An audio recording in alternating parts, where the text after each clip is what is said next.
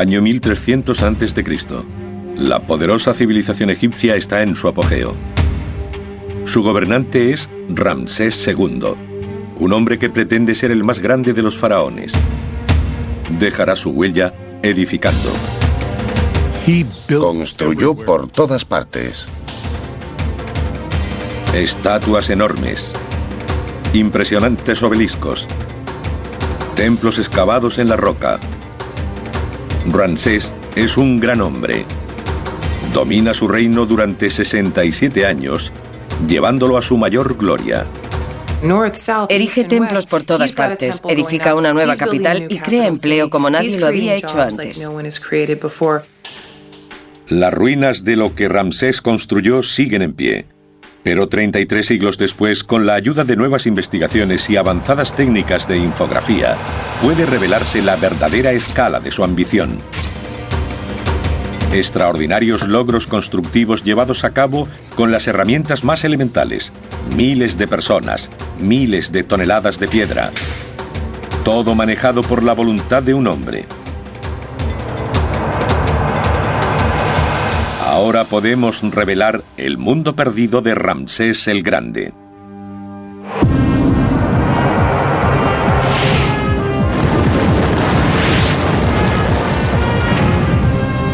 Mundos perdidos, el imperio de Ramsés.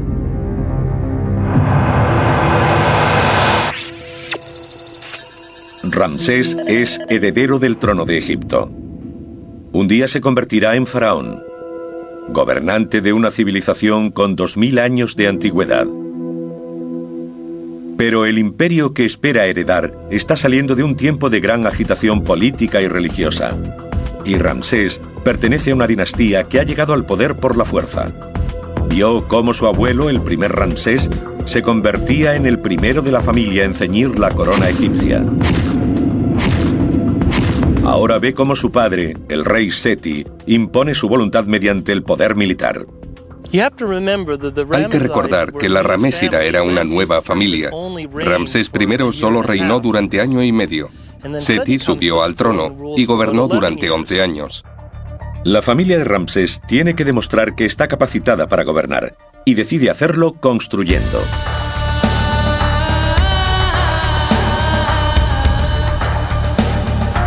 Esta es la herramienta que los faraones han utilizado siempre para mostrarse al mundo. Y lo hacen en Karnak, el enorme complejo de templos de la gran ciudad de Tebas. Este es el dominio de Amón-Ra, el dios soberano del Imperio Nuevo Egipcio. Karnak es el lugar donde los faraones adoran a su dios. Ellos son sus sacerdotes supremos. Cuando nace Ramsés, Karnak ya es enorme. Continuamente se añadían, demolían o cambiaban edificios.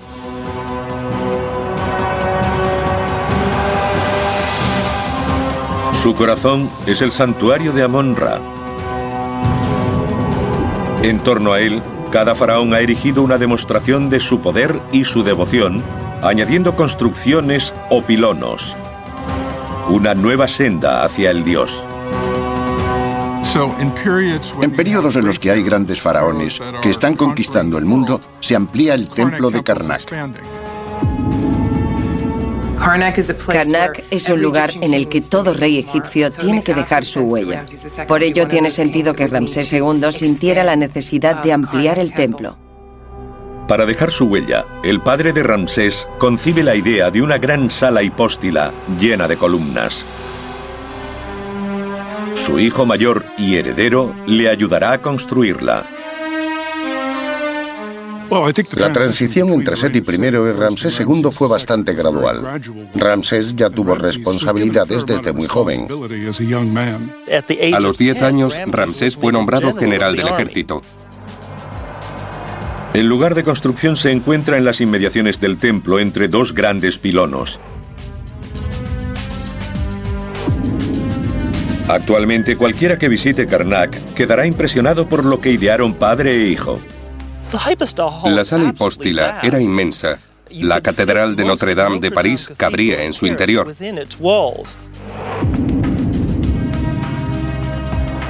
Ahora los investigadores intentan descifrar cómo se construyó la sala hipóstila y el aspecto que debió tener este extraordinario edificio durante el reinado del hombre que la construyó.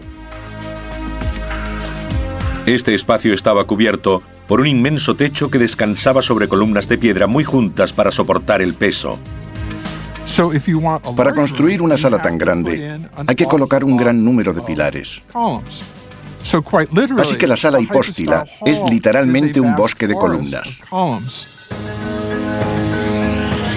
Sabemos que los constructores del antiguo Egipto no tenían nada más sofisticado que martillos de piedra y cinceles de cobre.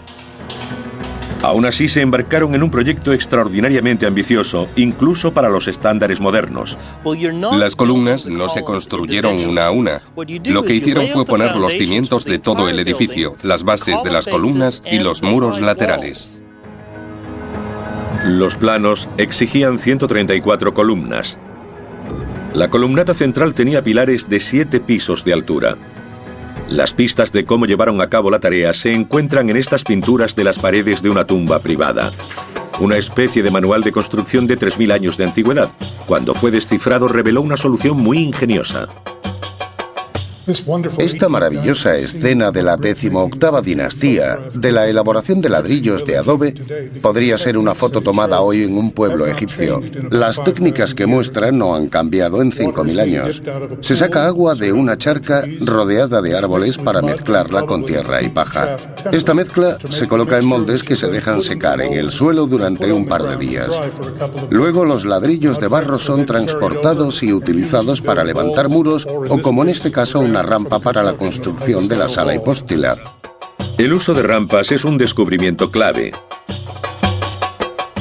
En esta pintura mural, la rampa lleva a una sala que aparece enterrada. Las evidencias indican que esta técnica se utilizó en todo Karnak, porque aún pueden verse los restos de una de estas rampas. Ahora es posible deducir cómo lo hicieron. No usaron andamios ni grúas para elevar los bloques. Elevaron el propio suelo.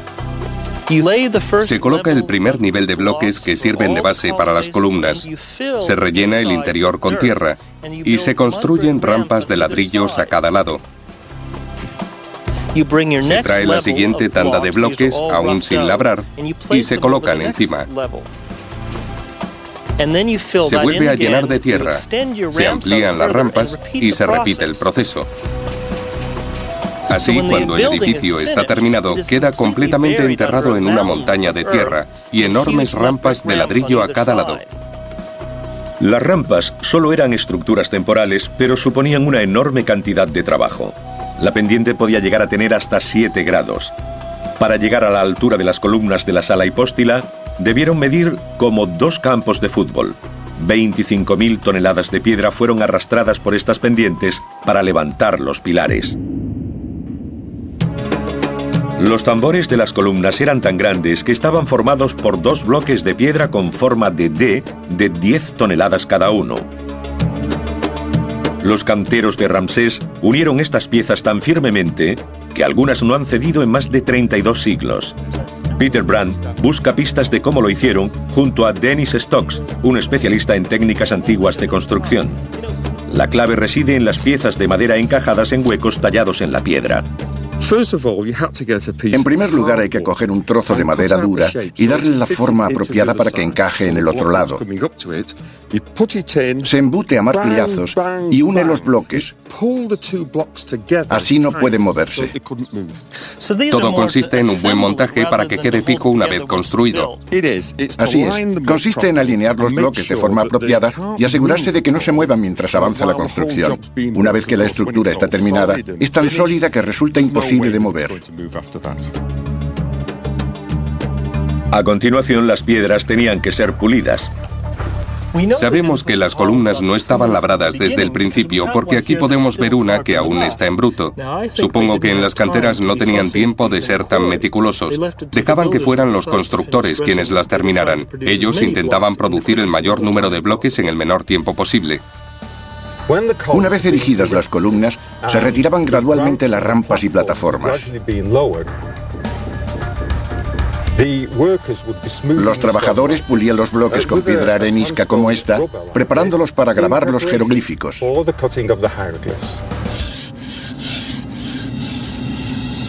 Ramsés y su padre supervisaban el trabajo, pero llegaría el momento en que Seti muriera y Ramsés se convirtiera en rey. Podría hacer todo lo que quisiera. Y la sala de Karnak sería solo el comienzo de la más ambiciosa serie de proyectos que este país hubiera visto.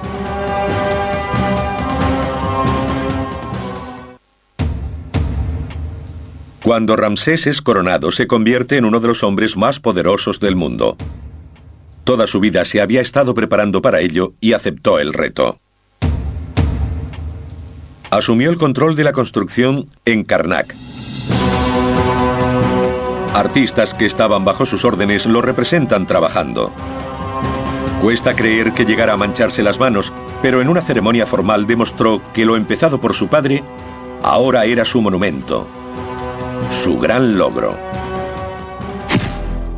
Primero, el rey extiende una cuerda entre dos palos en una medición ceremonial del templo.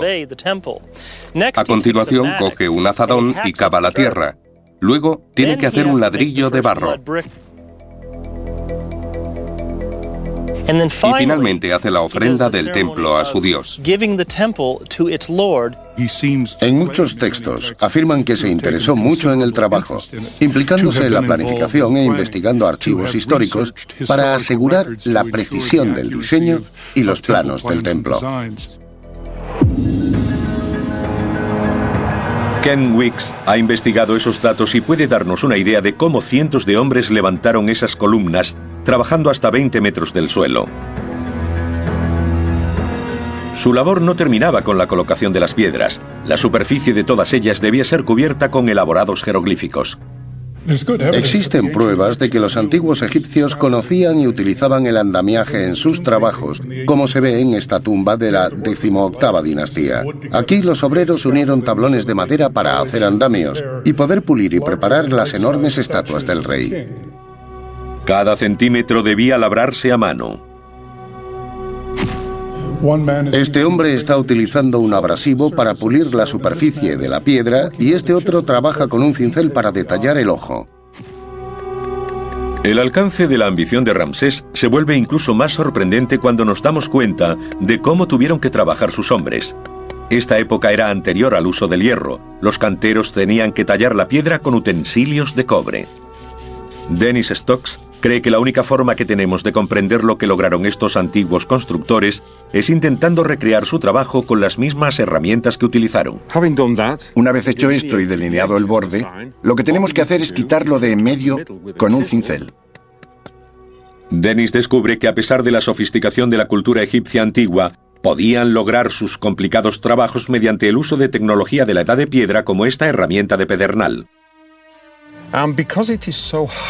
Debido a su dureza y afilada punta, delinea los rasgos mucho mejor que el cincel de cobre. Así se decoran cada columna y cada muro. Y los jeroglíficos son mucho más que simple decoración. Están llenos de mensajes políticos y religiosos. Para el turista, la sala hipóstila está llena de una confusa serie de escenas e inscripciones. Pero si se observan, se ve que tienen un orden. Los dioses siempre están representados como si se encontraran en el templo mirando hacia el exterior, mientras que el rey parece entrar en el templo a honrar a los dioses. Las paredes de este templo describen la relación entre los dioses, Ramsés y el pueblo de Egipto. Es una demostración de que la autoridad de Ramsés emana del poder divino. Cuando uno se encuentra en medio del bosque de columnas, la intención es que crea estar en un lugar sagrado, un espacio cerrado, protegido por los dioses, donde comienza una nueva vida. Combinando décadas de investigación con las más modernas técnicas de infografía, por fin podemos revelar el aspecto que tuvo este lugar cuando fue construido. Toda esta piedra erosionada estuvo cubierta de llamativas pinturas. La mayoría de los templos egipcios nos parecen hoy bastante monótonos, pero antiguamente eran un estallido de colores. El tipo de pigmento que utilizaron los artistas de Ramsés aún puede comprarse en los mercados de Luxor. Hoy como entonces se mezcla con aceite vegetal y se liga con adhesivo natural. Los antiguos egipcios tenían una gama de colores mucho más limitada de la que aquí vemos. Básicamente trabajaban con 6. Rojo, amarillo, verde, azul, blanco y negro, nada más. Los pigmentos más caros eran los azules y los verdes. ¿Imaginan una tumba pintada con este azul? Así comunicaban a la gente que veía estos materiales que uno podía permitirse lo mejor. Creo que tenemos suerte de que la mayor parte del pigmento utilizado en este templo se haya gastado. Hace 3000 años debía ser el lugar más estridente que podamos imaginar.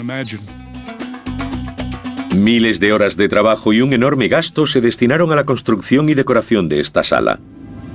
Aún así, solo una élite privilegiada de cortesanos y sacerdotes llegaron a verla. La gente corriente, como nosotros, solo podía acceder al templo en alguna fiesta. Y solo hasta el primer patio, nada más. El templo no es un lugar de adoración pública, es la casa privada de un dios. El lugar en el que, en nombre de su pueblo, el faraón hace sus ofrendas a la deidad. Eso lo eleva sobre el resto de los mortales, le da poder. El interior secreto de la sala hipóstila se ocultaba tras enormes muros de cerramiento. Y los propios muros eran una proclamación de la grandeza de Ramsés. Esta fase del edificio requeriría 7000 toneladas de piedra, y solo de un tipo determinado.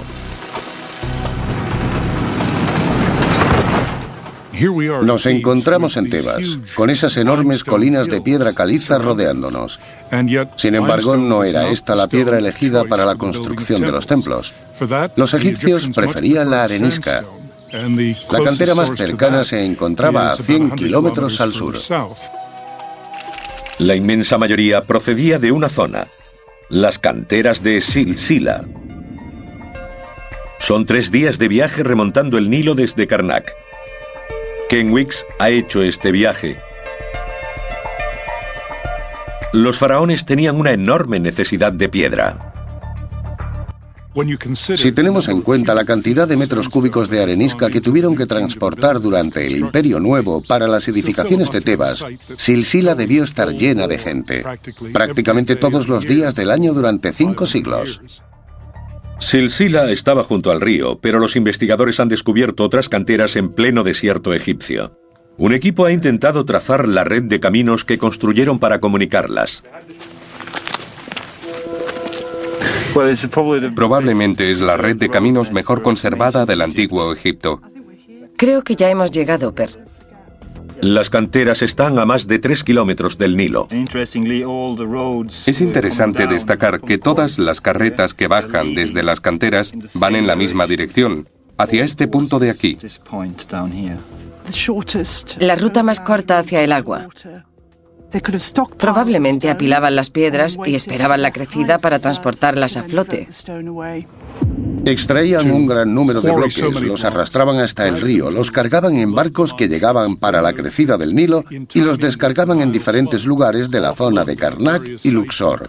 Debió mantener a miles de personas ocupadas durante todo el año. Era necesaria una flota de 50 barcazas para abastecer a los constructores de Ramsés. Estos barcos debían tener el fondo casi plano para aprovechar la crecida del Nilo, pero podían transportar grandes cargas. Aún se conservan datos de la época de Ramsés que nos informan de capitanes que llevaban cargamentos desde las canteras de Jebel Silsila. Cada barco transportaba entre 5 y 7 bloques de piedra. Con la crecida anual del Nilo, los barcos podían llegar casi hasta los pies del templo. Esta es la inundación del año 28 de Ramsés III. La imagen nos dice que hace 3000 años, durante la crecida anual, el Nilo llegó a este nivel. Mediante canales construidos ex profeso, los bloques eran descargados lo más cerca posible del lugar de construcción. Pero aún debían ser colocados a mano en su emplazamiento, para que los canteros pudieran trabajarlos. Dennis Stokes cree que se hacía con yeso, que hacía las veces de lubricante para ayudar a los trabajadores a mover las piedras.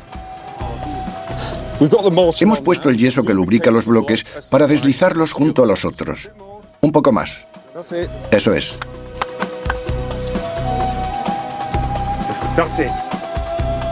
Bloque a bloque se fue cerrando la gran sala hipóstila de Ramsés y se terminó el camino hacia el santuario interior. 3.300 años después podemos revelar un lugar solo visible para los sacerdotes de Amón-Ra.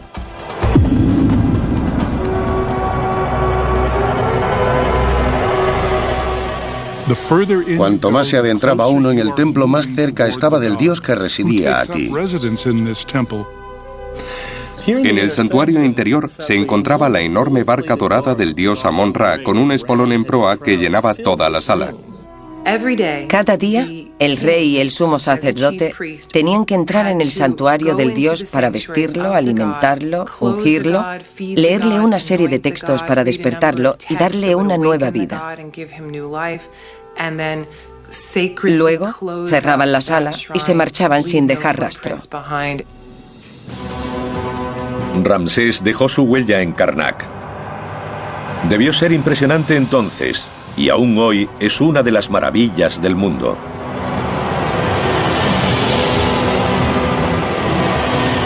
Después centró su atención en el otro gran santuario de la ciudad de Tebas, el templo de Luxor.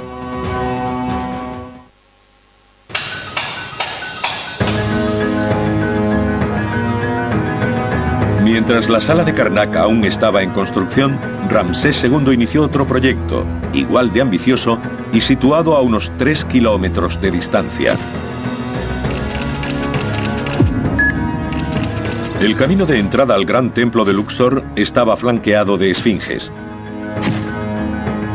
Cada año el faraón recorría esta avenida en procesión para celebrar el regalo más importante de los dioses a Egipto, la crecida del Nilo. Esta hacía que las tierras fueran fértiles. La ceremonia que la marcaba recibía el nombre de Fiesta de Opet. La ceremonia comenzaba de forma solemne, pero al final de la semana reinaba un ambiente casi carnavalesco. Debía ser un momento para la bebida, el disfrute y el libertinaje sexual destinado a la recreación del dios Amón-Ra. Así éste podía renovarse y ayudar a Egipto con otro año de crecimiento y prosperidad. Allá donde construía Ramsés debía competir con los faraones que le habían precedido. En el templo de Luxor ya existía una gran columnata y Ramsés lo engrandecería, añadiendo otra que ensombrecía a la primera.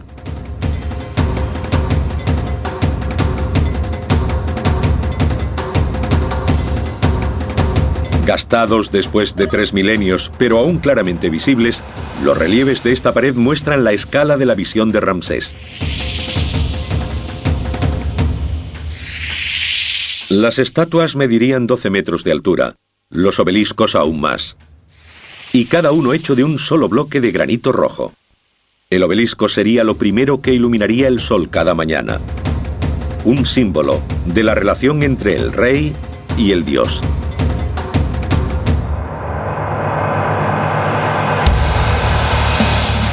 Sabemos que los arquitectos de Ramsés abordaron la desafiante tarea ordenada por su rey y la acabaron. El reto para los arqueólogos es retroceder en el tiempo y descifrar, a partir de las pistas, cómo lo hicieron. Un obelisco tiene que ser de piedra dura. Los hombres de Ramsés escogieron el granito rojo y la fuente más cercana estaba a 160 kilómetros al sur, en Asuán. El granito es una piedra maravillosa, es muy dura y solo hay un lugar en Egipto donde puede conseguirse, Asuán. Este obelisco inacabado es una increíble fuente de pistas. Fue abandonado tras varios meses de trabajo de cientos de hombres. Este obelisco habría sido increíble. Habría medido unos 40 metros de largo por 3 de ancho. Desde este punto vemos que habían abierto una zanja profunda y luego habrían tenido que picar la piedra y cavar por debajo del obelisco. Habrían tenido que cortarlo a todo lo largo, dejando solo unos cuantos apoyos. Este era el segundo reto: extraer un bloque de piedra que pesaba cerca de 800 toneladas. Las herramientas eran básicas, por decir algo. Esta parte afilada es muy útil para cortar el granito. Días, semanas y meses empleados en cortar la roca. Y el cuerpo debía absorber el impacto de cada golpe. Es un trabajo muy duro para hacerlo a mano. Muy duro. La presión para golpear esta piedra contra la otra debía ser agotadora. Los estudios sugieren que 100 hombres trabajando sin descanso habrían tardado una semana en retirar apenas 3 centímetros de piedra. Y era un trabajo de precisión. El impacto visual de un obelisco depende de su geometría y su simetría. Bien. Tira. Muy tensa. Para crear los 4 bordes convergentes que van desde la base hasta la punta, los artesanos solo tenían que confiar en una cuerda tensada entre unos vástagos de medición. Sí, brillante. Encaja justo. Toca la cuerda por debajo, lo que significa que está perfecto. Acabada la extracción, empezaba la tarea de colocar en su sitio el obelisco de 800 toneladas. Debía ser transportado por el Nilo en una larga barcaza construida especialmente. Una vez en Luxor, sería arrastrado hasta su sitio. A continuación, se erigía mediante arena y muros provisionales. Subían el obelisco cabeza abajo por una enorme rampa hasta llegar a un silo lleno de arena. A medida que retiraban la arena, poco a poco, el obelisco iba descendiendo. Cuando alcanzaba una estrecha hendidura en el fondo, los hombres tiraban de él con cuerdas hasta su posición final. Ramsés había conseguido su objetivo. Lo que contempló cuando vio por primera vez esta gran entrada puede mostrarse ahora, 33 siglos después. Había eclipsado los logros de quienes habían construido aquí antes que él y reclamó el templo como propio. Por todo Egipto se repetía la misma historia. Este hombre erige templos por todas partes, edifica una nueva capital y crea empleo como nadie lo había hecho antes. Fue una época de prosperidad económica. Ramsés no solo construía para asegurarse un lugar en la historia. Centrando su atención en la entrada sur de su reino, decidió construir un nuevo templo, Abu Simbel. Aquí se proclamaría Dios.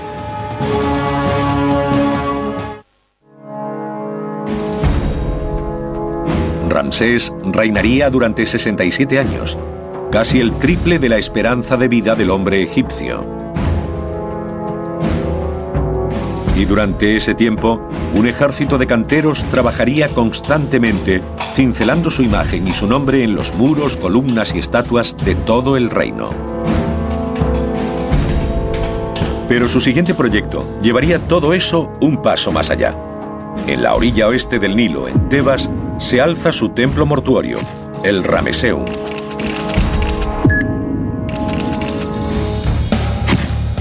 Tardó 20 años en construirse y tenía su propia sala hipóstila, dominada por una estatua de Ramsés que actualmente yace rota en el suelo junto a la entrada. Se parecería a esta, pero mucho mayor. Debió ser una de las esculturas más grandes del mundo antiguo. Se calcula que mediría unos 21 metros de altura. El conjunto debía exceder las 1000 toneladas, 15 veces el peso de la Estatua de la Libertad. El faraón pretendía que cuando llegara su momento, el Ramesseum fuera su obituario en piedra.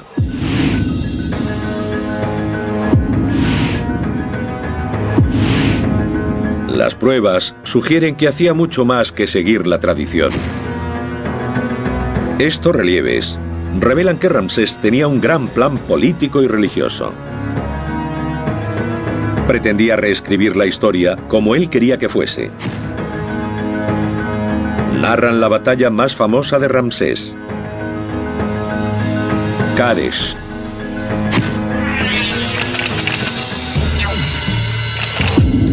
La batalla de Kadesh tuvo lugar en el año 5 del reinado de Ramsés II, y en ella se enfrentó a uno de sus peores enemigos, el imperio hitita. Lucharon junto al río Orontes en Siria y fue casi un desastre. Sabemos que Ramsés II salió mal parado en la batalla de Kadesh. Y de hecho tenemos información del otro bando, obviamente escrito por el enemigo, sobre un tratado de paz firmado tras la batalla. Sugiere que el enfrentamiento entre egipcios e hititas acabó en tablas. Aún así, estas son imágenes de Ramsés victorioso, supremo. El faraón es representado como un gigante. Los enemigos que lo rodean están muertos, heridos o se han rendido. Estos relieves distorsionan la verdad y para la mentalidad egipcia son más poderosos que simple propaganda. Al representar la batalla de Kadesh de forma ideal, con el resultado deseado, según la mentalidad egipcia, se vuelve realidad. Ramsés creía que si tallaba algo en piedra, lo convertía en realidad, aunque no fuera cierto.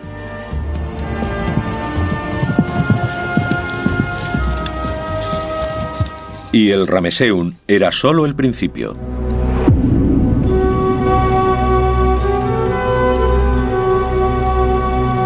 Se disponía a hacer algo a lo que muy pocos faraones se habían atrevido: transformarse y reinar como un dios viviente. Para lograrlo utilizaría los precipicios de piedra de Abu Simbel.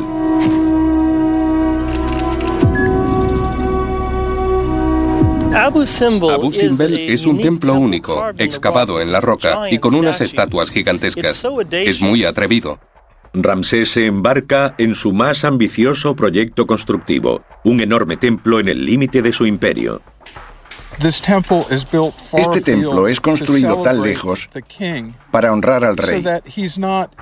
Así no viola el territorio del dios Amón.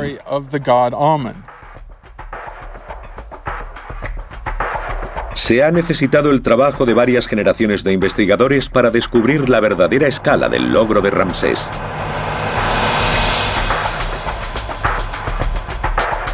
Con Abu Simbel hace una gran innovación porque, a diferencia de sus otros monumentos, este templo no es construido, sino excavado en la roca.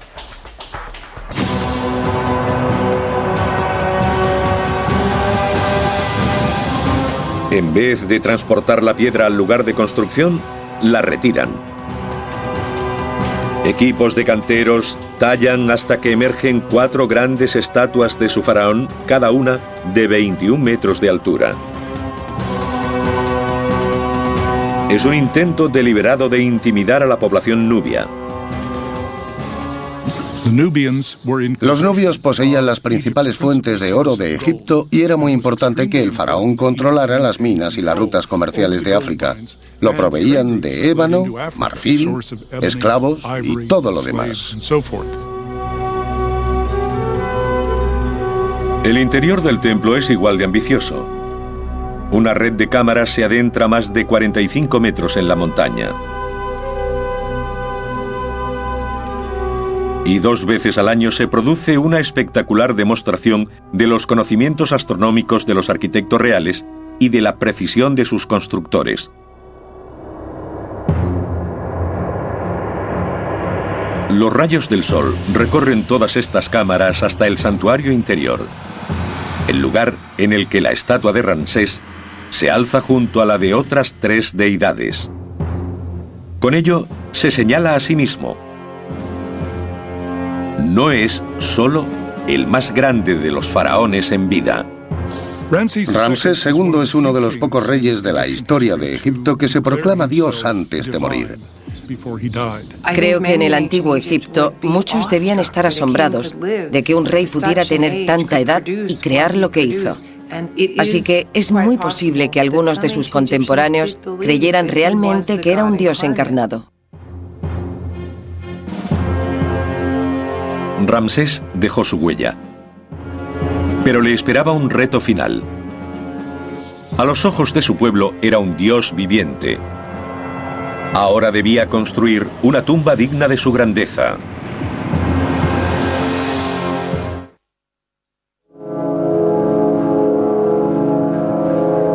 Cada faraón construía su tumba. La planificación comenzaba desde el momento en que asumía el trono. Como en todos los aspectos de su vida, Ramsés construiría para su muerte a mayor escala y con mayor visión que cualquier antecesor. El lugar tradicional para el descanso eterno real es el Valle de los Reyes, en la margen oeste del Nilo. Podría decirse que al cruzar de la orilla este a la oeste, pasamos de la ciudad de los vivos a la de los muertos. En la época de Ramsés II esto llevaba 500 años siendo cementerio real.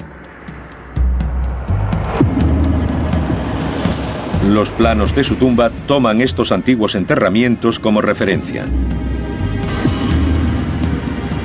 Pero él vivió más de 80 años, gobernando durante más de 7 décadas. Y antes de ser colocado en su tumba, enterraría a muchos miembros de su numerosa familia. Como parte de su trabajo, cartografiar el Valle de los Reyes, Ken Weeks ha descubierto un extraordinario complejo de cámaras subterráneas. Han recibido el nombre de KV5.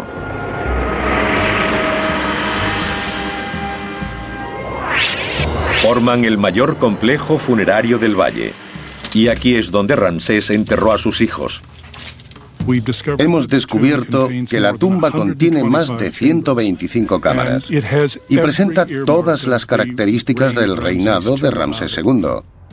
Es único en diseño, en tamaño y en su función como mausoleo familiar. Debió ser muy triste y difícil construir algo así. Podría explicar por qué la KV5 es una tumba tan singular. Fue el intento de un hombre por mantener a su familia junto a él para la eternidad. Hacerla realidad requería a un equipo especial de trabajadores. Estos dejaron aquí sus huellas escritas en las piedras. Descifrar estas notas ha llevado a la revelación de un mundo de hombres que la historia no menciona. Dejaron atrás una gran cantidad de material. La gran mayoría son notas que escribían para ellos mismos, desde cartas de amor hasta pagarés, pasando por listas de la compra. Básicamente son trozos de piedra caliza en los que hacían unos garabatos. Son textos increíbles para un arqueólogo o un historiador, porque nos revelan cosas que normalmente desconocemos sobre el antiguo Egipto. Esta es la casa de Caja y su esposa Tui, su sala de estar, la cocina con mortero para moler el grano, una casa considerable. Y tiene sentido porque Caja fue una figura muy importante en el primer periodo ramésida. Era el responsable de mucha actividad constructiva durante los reinados de Seti I y Ramsés II. Una vez cada 10 días, el equipo de trabajo emprendía el camino para su turno en la construcción de la tumba en el Valle de los Reyes. Trabajaban 10 días seguidos y luego tenían, al menos durante el reinado de Ramsés II, 2 de descanso. Ken Weeks recorre ese mismo camino. El reto de los constructores era encontrar en medio de este laberinto de tumbas y pasadizos un lugar adecuado, con suficiente espacio, para acomodar la visión de Ramsés sobre cómo debería ser su tumba.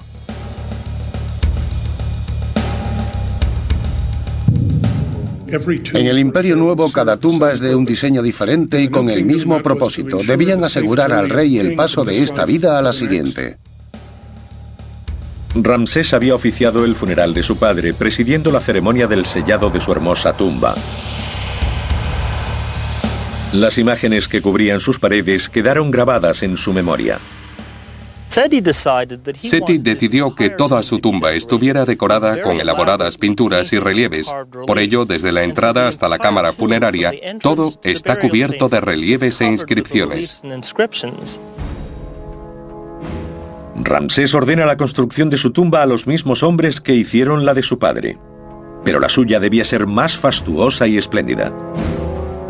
La tarea era sobrecogedora. Antes de empezar cualquier trabajo de decoración, debía completarse la excavación.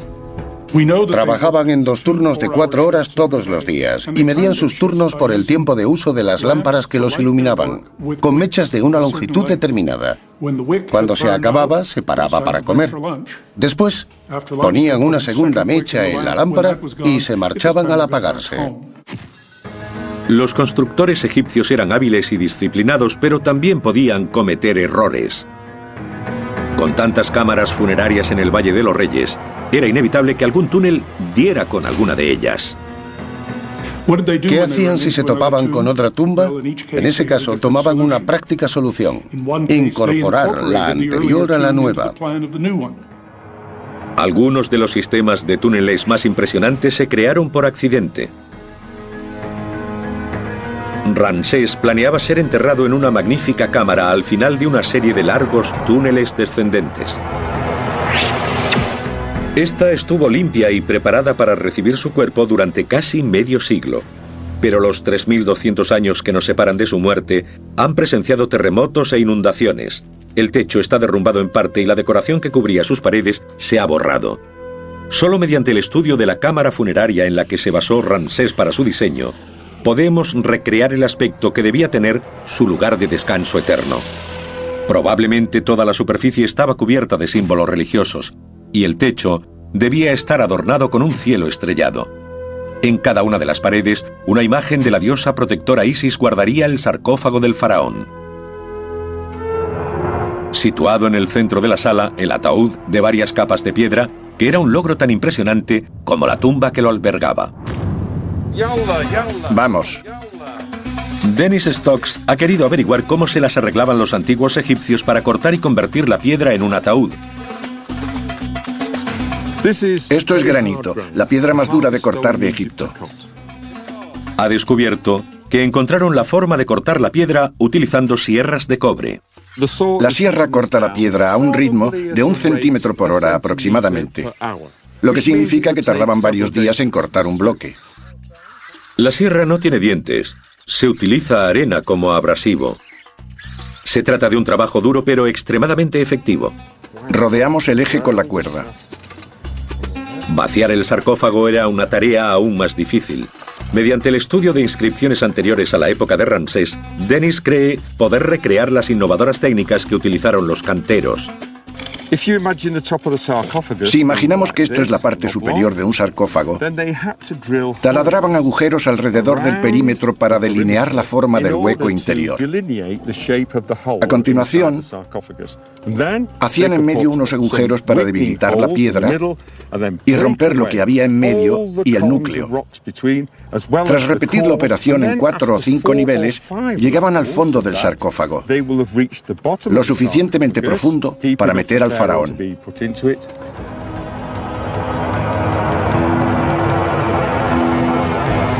A pesar de que el proceso llevaba mucho tiempo, logró terminarse bastante antes de la muerte de Ramsés. Incluso su edad lo señalaba como un hombre importante. Tenía 90 años cuando fue depositado en este sarcófago. A lo largo de todo su reinado, Ramsés logró el estatus de Dios. Probablemente no quedaba nadie en Egipto que recordara el reinado de su padre o que viviera cuando él subió al trono. El cuerpo momificado de Ramsés II se conserva en el Museo de El Cairo. 3000 años después podemos seguir viendo su rostro y podemos seguir viendo la huella que este rey constructor dejó en su país. Ramsés dejó su huella en todo Egipto. En este país es imposible visitar un lugar en el que no esté grabado el nombre de Ramsés II en al menos un bloque o una estatua. Resulta fácil ver por qué sus logros han cautivado tanto a arquitectos, arqueólogos e historiadores. Pocas veces un gobernante ha dejado tantos monumentos como él. Nos interesa un rey que vivió tanto tiempo. Nos interesa un rey capaz de reunir una gran cantidad de mano de obra para dejar su huella en Egipto. La sala hipóstila de Karnak, la tumba que se construyó para él, el templo que excavó en la roca de Abu Simbel. Estas ruinas son indicios del Egipto que construyó Ramsés. Pero solo cuando son devueltas a la vida, podemos verlas como él las vio y conocer con exactitud lo que logró. Un mundo cuyo esplendor no ha sido igualado en 3200 años.